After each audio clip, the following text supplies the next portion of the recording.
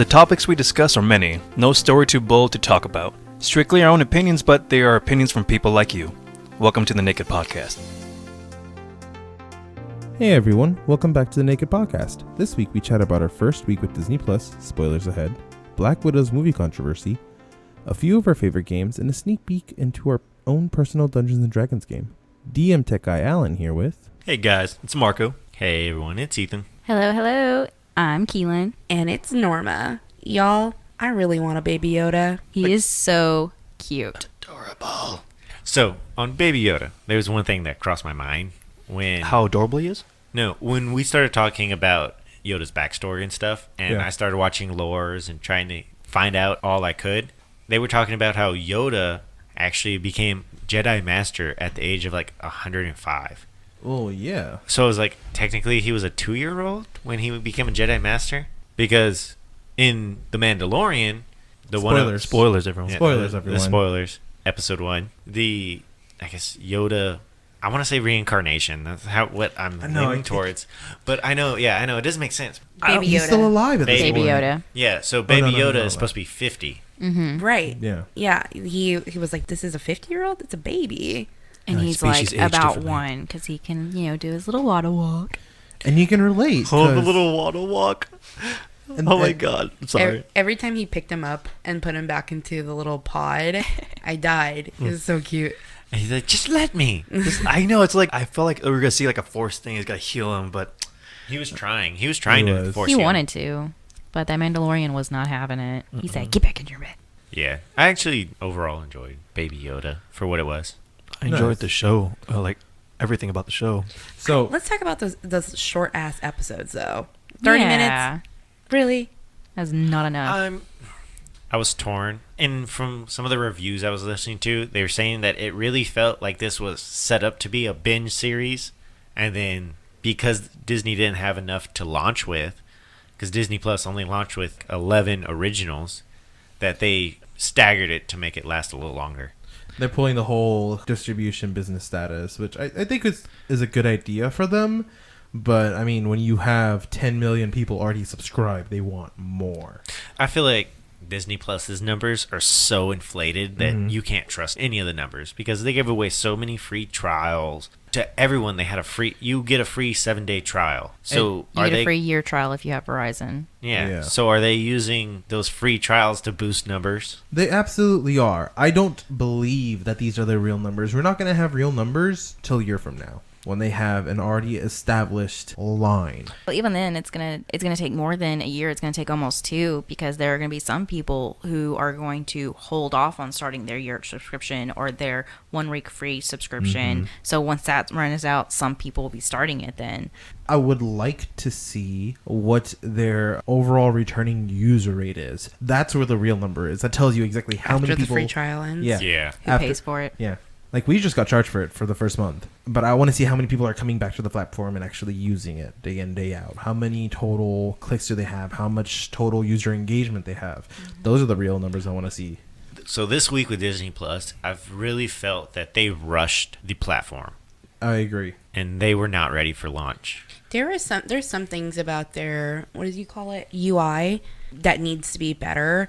You can't click from each episode. You have to wait till it ends or go back and then click the next episode. Or if you stop watching the episode in the middle of it and come back, you have to start from the beginning and then forward it to where you were last time. I haven't had issues with that because I've been watching The Simpsons since season 1. Again, I'm super excited. I've never seen The Simpsons, so this is a new thing for me.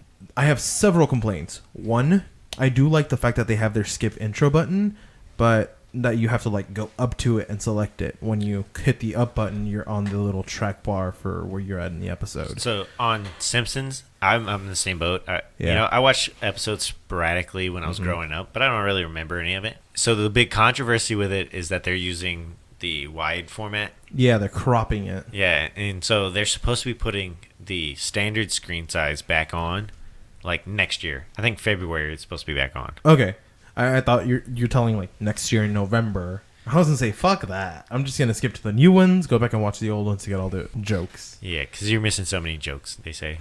Another one of the things that I do not like about their current build of the user interface, the UI, is you don't have a keep watching list. And when you go to play seasons, it starts you off at episode 1 instead of the episode that you're already on. Yeah, so far it's looked like they're not gonna kill Netflix like everyone. Nah. Netflix has way more features. Personally, I grew up with Disney. I fucking love it. I've been watching movies I have never seen before. I watched Up for the first time. Really? I love Up. Yeah, it's super cute. Kevin. I didn't almost cry. I may have teared up. A manly tear.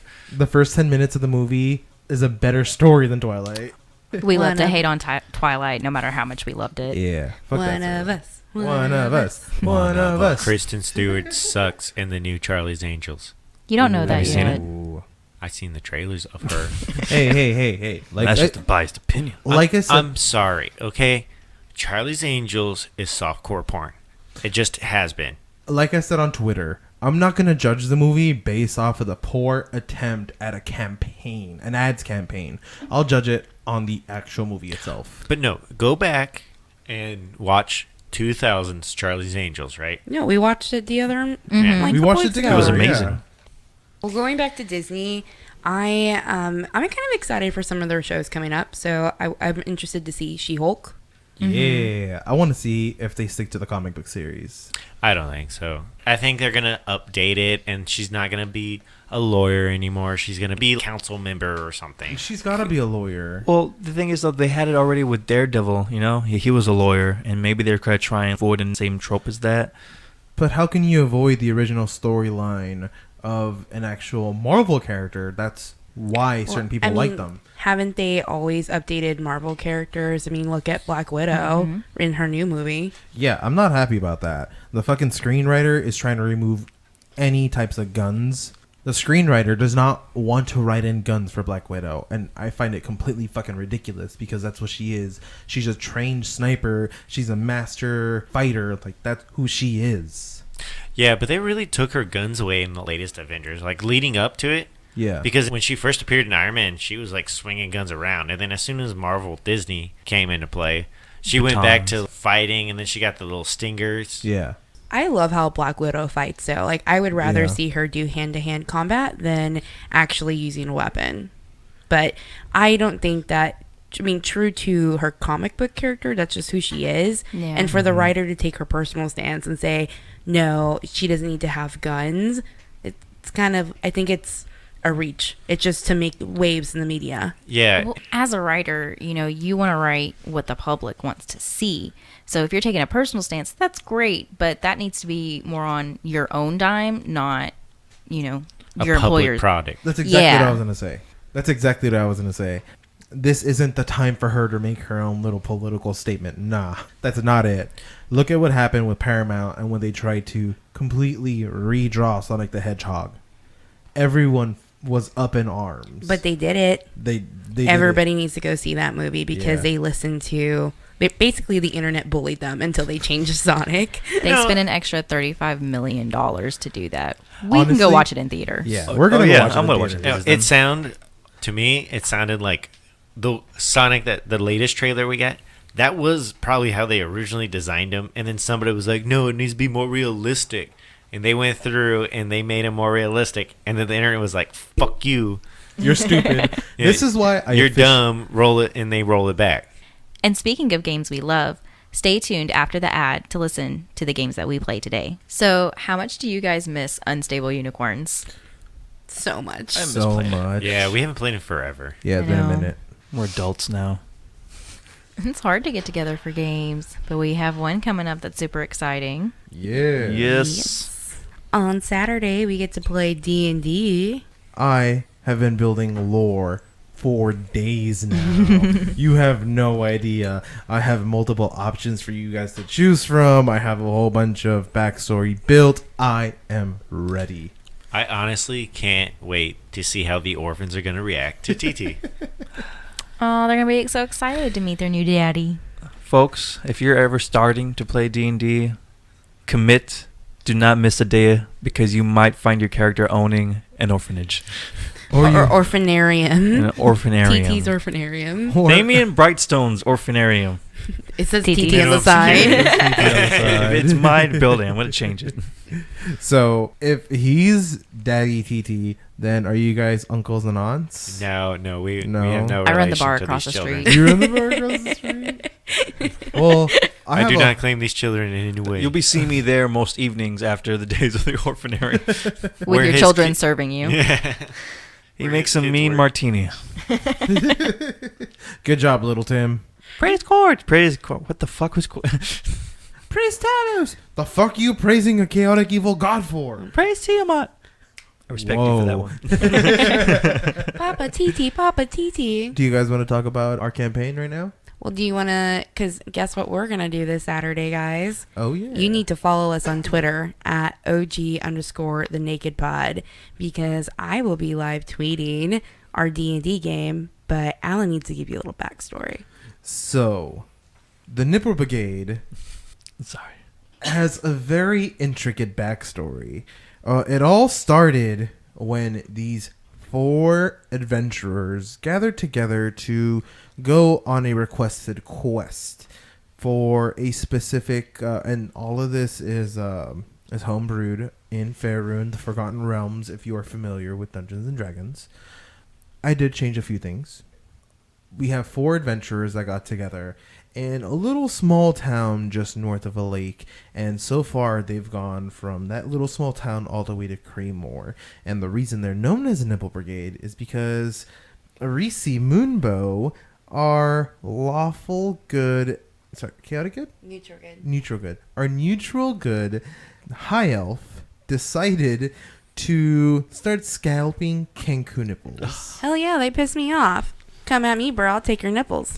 She did try to be diplomatic. They just Yeah. refused to listen. And if I remember correctly, Damien had actually befriended one, and Garfunkel came up and just sliced him down the middle. No, curb stomped him. Oh, curb stomp. No. No, it was a hammer. It was.